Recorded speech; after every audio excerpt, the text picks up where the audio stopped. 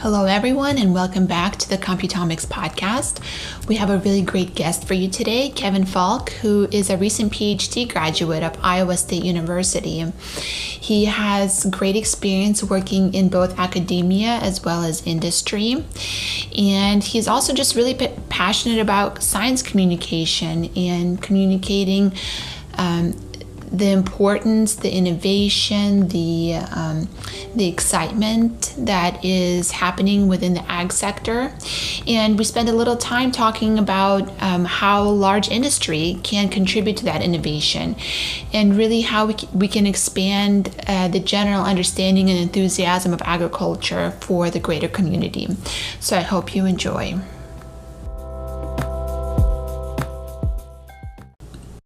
Kevin, welcome to the podcast.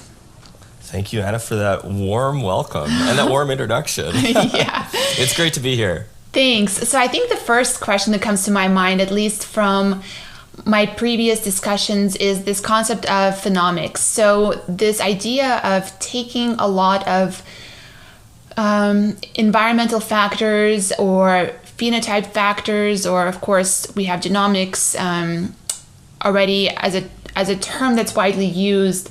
Can you sort of talk about the way that you've seen phenotyping evolve into its own sort of new category, new way of phenotyping? Yeah, that's a great question. 10 years ago we saw this genomic revolution, and maybe even more than 10 years ago, but the term genomics has risen in common use in the last 10 years, and now phenotyping has as well. And I think phenomics is the same as genomics. It's just a play on genomics. So it's looking at the phenotype of a plant instead of the genotype of a plant. It's looking at the phenotype and everything surrounding that phenotype. And it's definitely more of a computational base in which we're taking images of the phenotype. And traditionally, we go out to the plots and we would assess the plots visually and give a rating based on the phenotype, the morphology of the plant. And now we're looking at that through a computer lens, through an image lens in that light. So similar to that genomics is looking at the DNA of the plant, the phenomics is looking at the morphology of the plant through image analytics. And we're seeing a lot of the like omics, environmental omics we were speaking about before we started recording here. Metabolomics, transcriptomics. Right. When you get into the world of computational biology or plant breeding in general, it's omics everywhere you look. So as buzzwordy as it sounds, it's kind of my little world, the plant phenomics, and Yeah. I was lucky enough to study it at Iowa State, in a lab in a group that really focused on being the tip of the spear for plant phenomics, and that's kind of, and that brought in a lot of collaboration, right? Because we can't do it ourselves as scientists with being plant breeders. We work a lot with engineers, a lot with bioinformaticists, a lot with software development and the image analytics and looking at machine learning, deep learning. So I think phenomics is kind of a catch-all almost term for all of that, to put it in together. Yeah, I think that's such an interesting, like, to me, it's almost like it's our human way of sort of saying that there's so much to capture, right? Like, there's so many new ways that we understand of seeing the environment, of measuring the environment, of seeing phenotypes, of measuring phenotypes. It almost is just like a word that calms our inner human anxiety to the fact that there's too much data to handle. So we make a word that captures it to make it feel like something we can get a hold on, right? So like if we can define it, we can come to terms with it. Does that make sense? That you nailed it, and I did a terrible job of defining it. but I tried it, and I could probably go back and sit down and really start to define it. I'm sure it's been done somewhere, but that was just my ad hoc. Yeah, no, to me it's like, and I think you coming from research and then going into industry, I think you've probably seen different ways that people or organizations or teams or even international teams are trying to tackle this concept, which feels very urgent, right? Of getting a wrangle and a handle on all this data that we know is there and making sense of it and making it actionable. Do you feel like that was a pressure you felt both on the academic and the industrial side? Yeah, definitely. With new technology, we have this.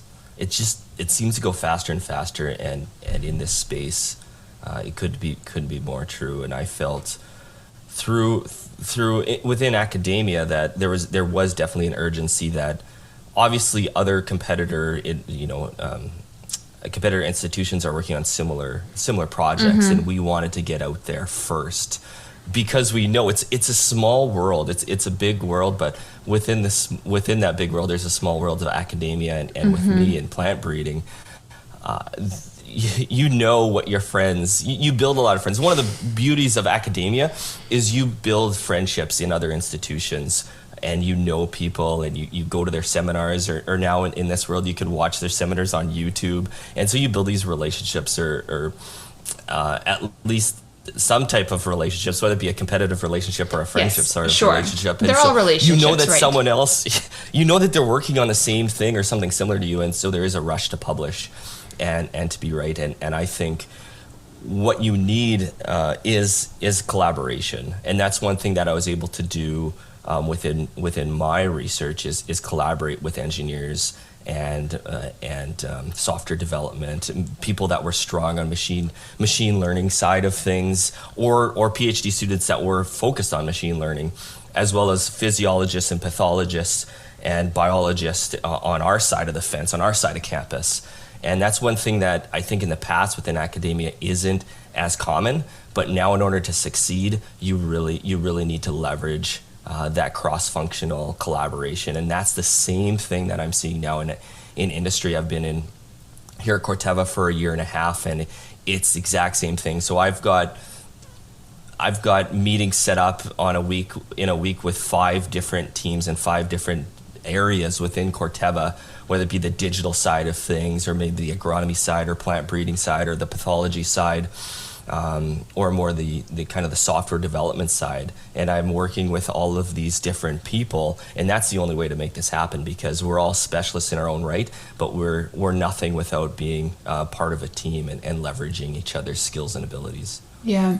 I think sometimes maybe before I came into the field of agriculture, because I was initially in human genetics and then I transitioned into plant genetics,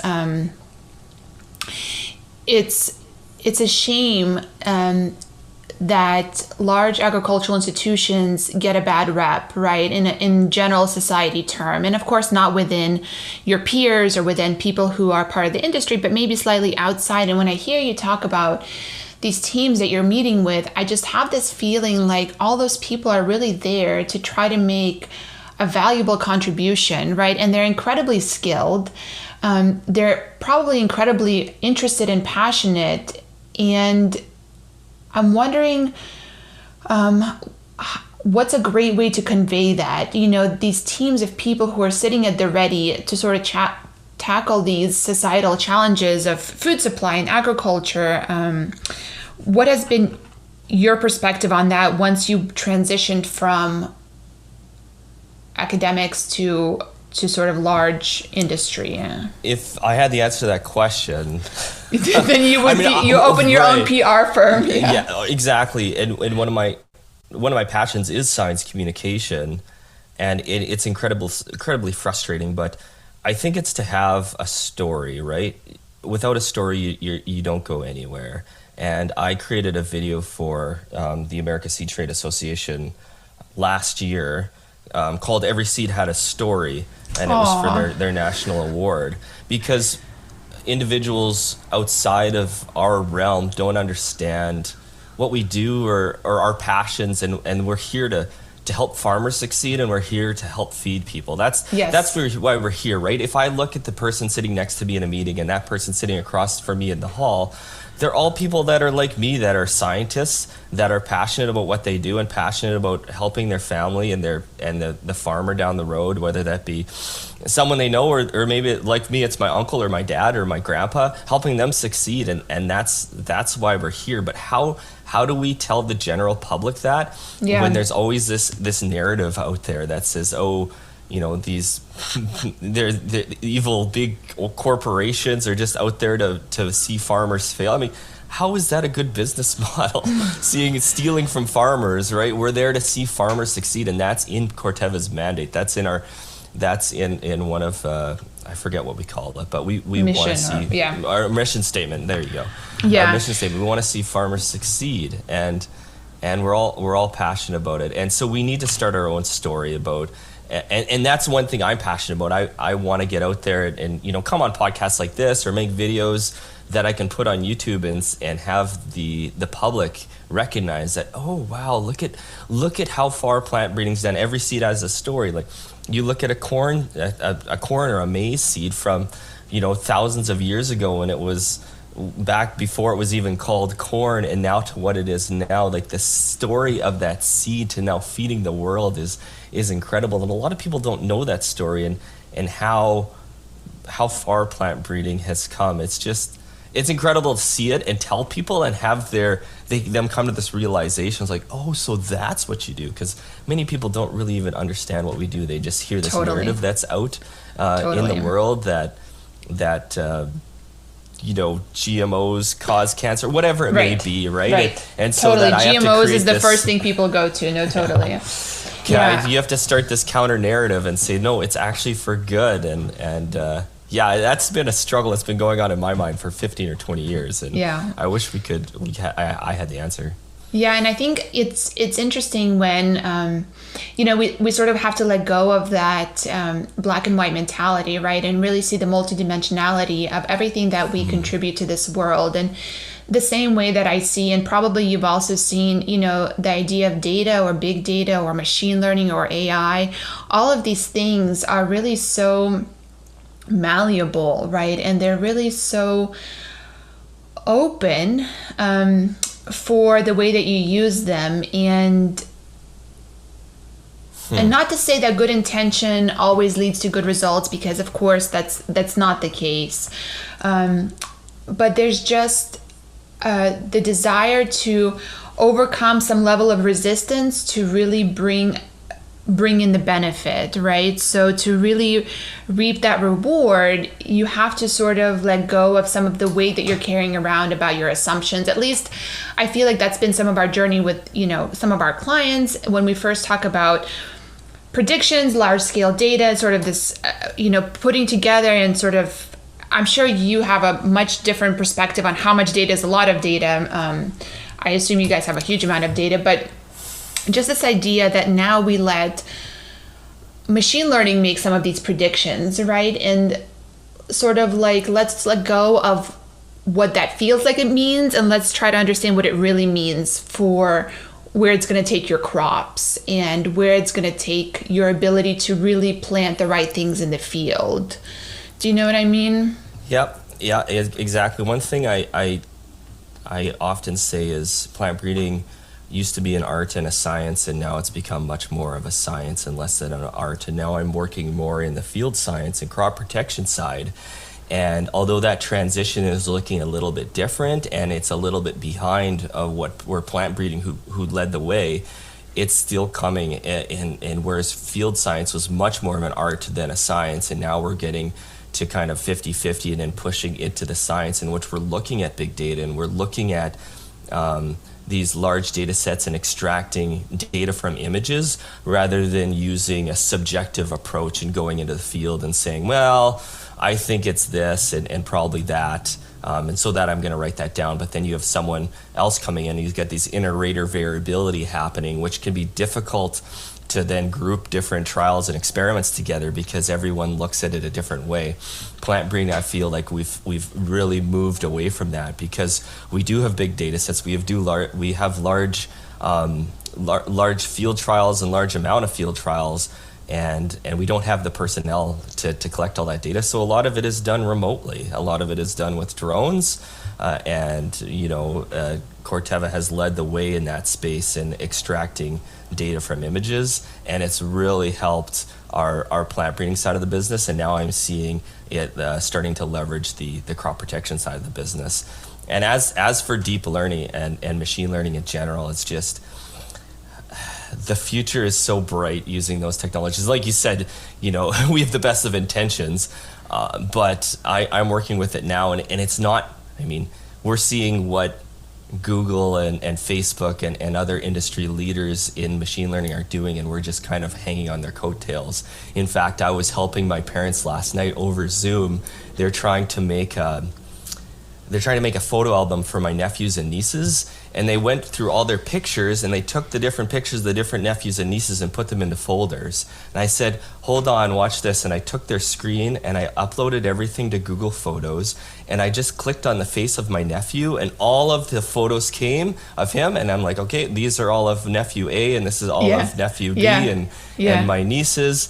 And my dad was, that was going to take us a week in order to sort through these thousands of photos, and you just did it with the click of a button. And now, to use that as a story, we're doing the same thing with data in the crop. We're flying a drone over the image, and we're getting plant counts instead of having an army of interns and summer staff and students go out there and count corn plants.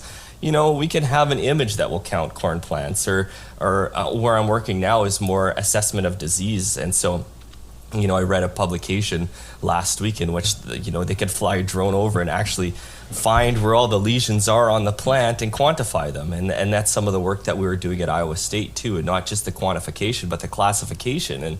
And we looked at, I think David in his project looked at 8 different diseases, and he was able to determine which disease that was from a picture and then how much of the leaf it was taking up. So something that would take an expert, days or hours just spending on their hands and knees looking at these different plants can all be done computationally now. So it's mind-blowing what can be done. It is. It's like, and I think that's the scary part of it, right? Because I think for the human mind, if you can't really get a grasp on it, if you can't really draw on experience with this sort of large amount of data processing, right, then you essentially can't understand it. And when you can't understand it, then there is a fear associated with it, right? So I think that's essentially inherent in what's happening and I think this is maybe where large industry does sort of take the reins of normalizing things like this, right? Because it has to be somebody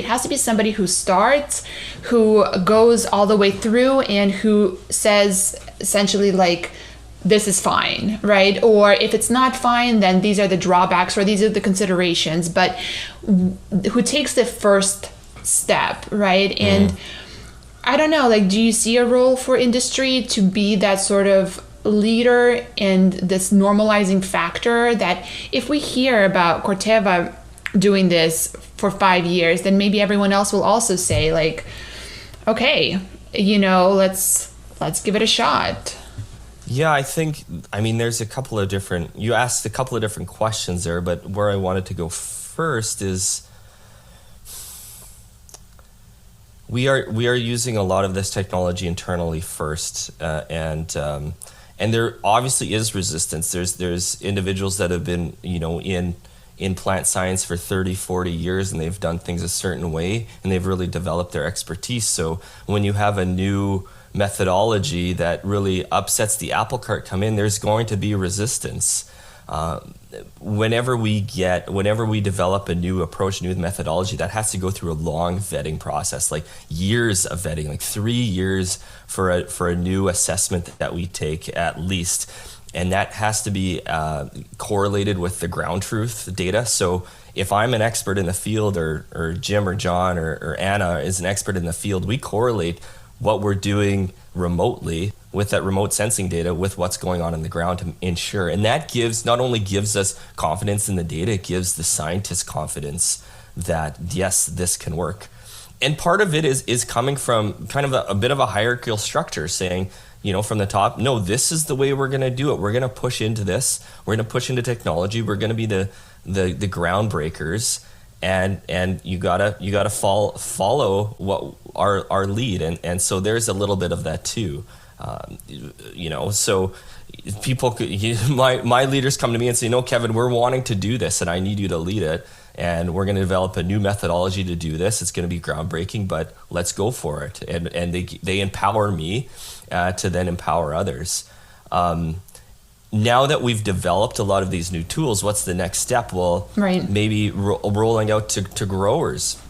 So one thing that I'm really interested in is how can we utilize these models, these machine learning or deep learning or just basic image analysis models. How can we leverage those to help farmers succeed and be more environmentally friendly, for example? And none of this is to do with my work or anything. I'm just thinking off the cuff with conversations I had in grad school. But we can start to identify diseases in the field or weeds or different pests in the field and where they are, and have a prescriptive treatment just for those areas, just for that plant, right? And we've seen different startups come and that only spray the weeds, right? Because they have a computer on the sprayer, and the sprayer sees, oh, there's a weed there, I'm going to spray it.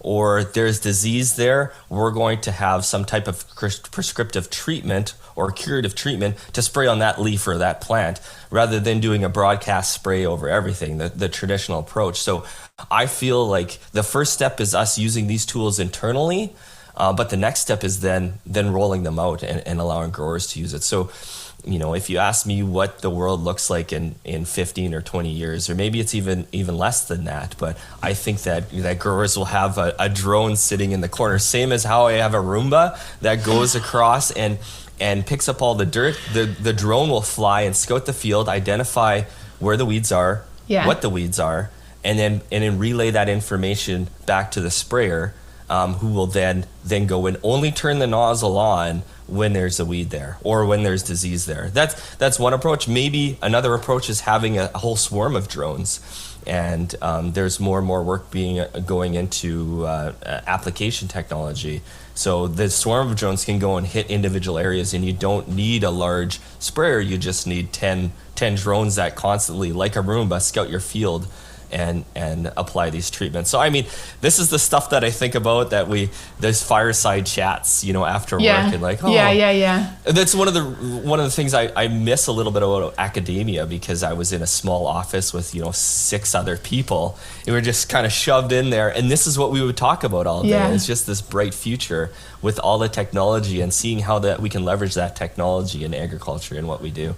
Not to poach you from Corteva, obviously, but maybe you see yourself in a startup one day to really, take some of those things. And I know that you mentioned, I think probably, honestly, that's a fair criticism that compared to the scope of the way that large ag can launch something, probably startups are working on a much smaller scale, right? At a much smaller dimension.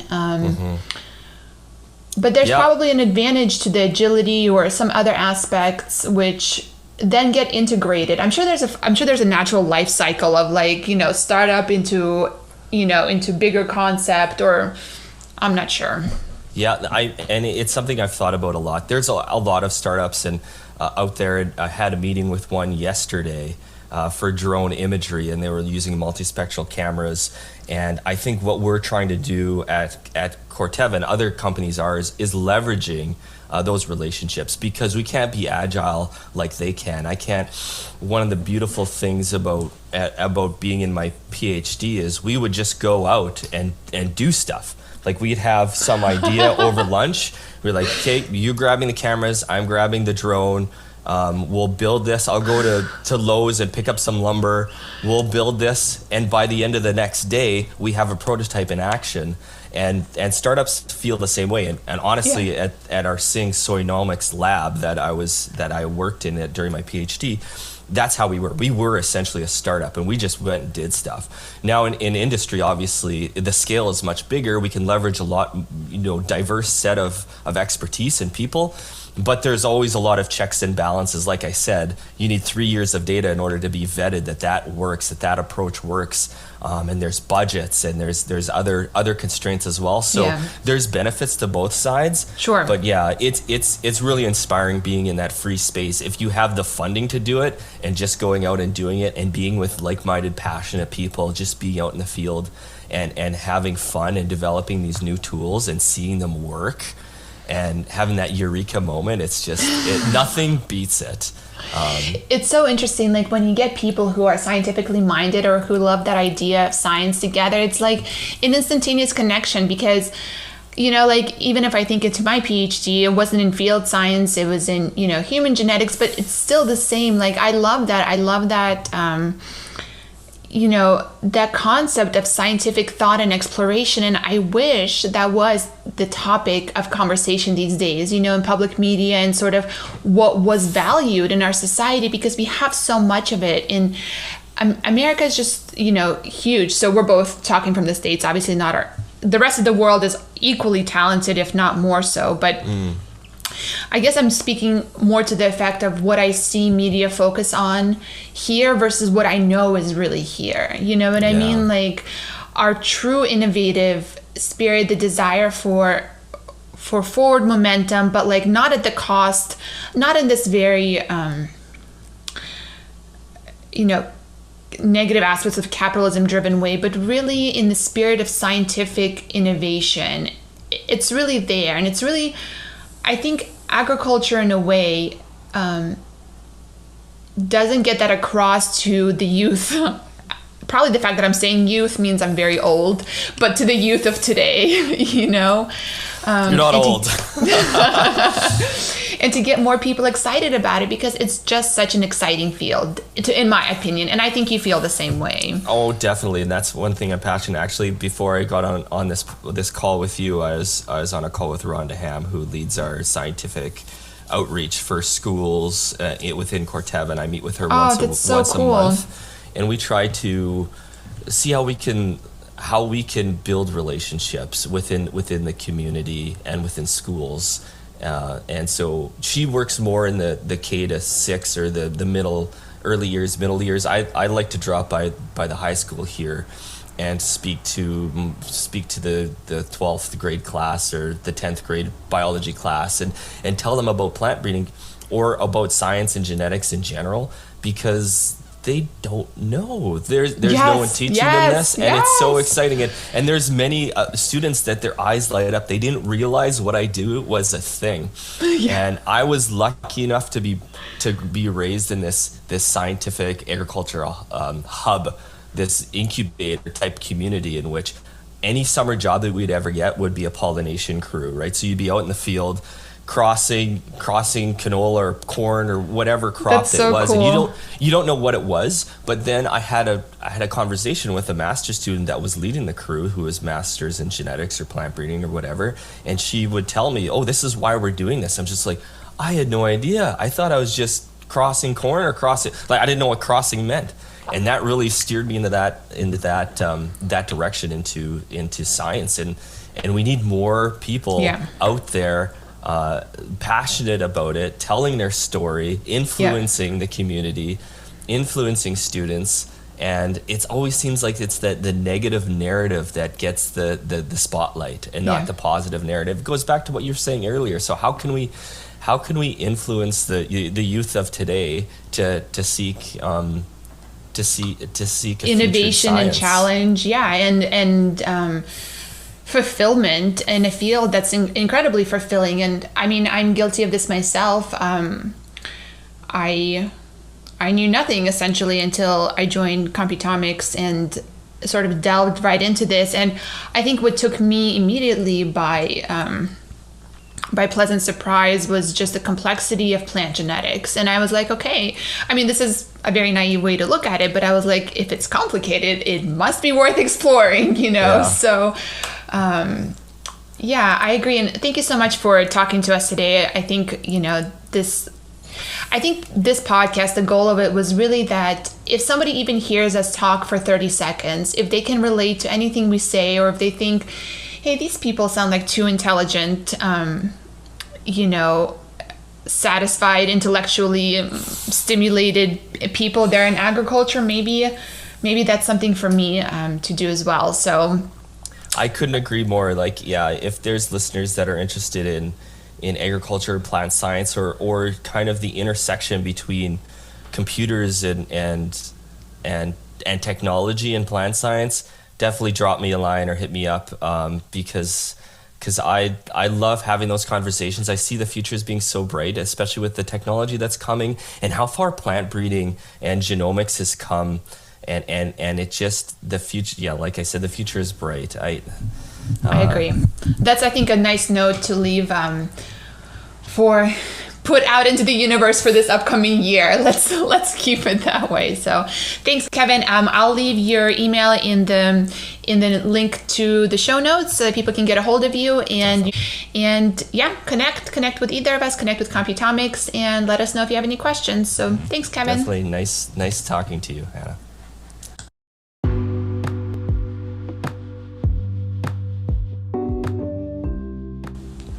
So thank you everyone for listening to our episode with Kevin.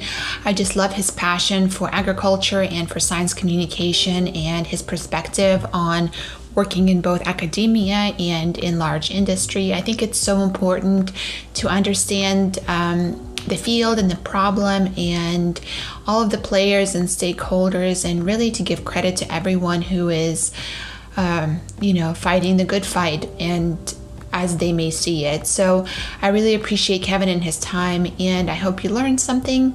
And as always, feel free to get in touch with us, info@computomics.com, and we will see you next time.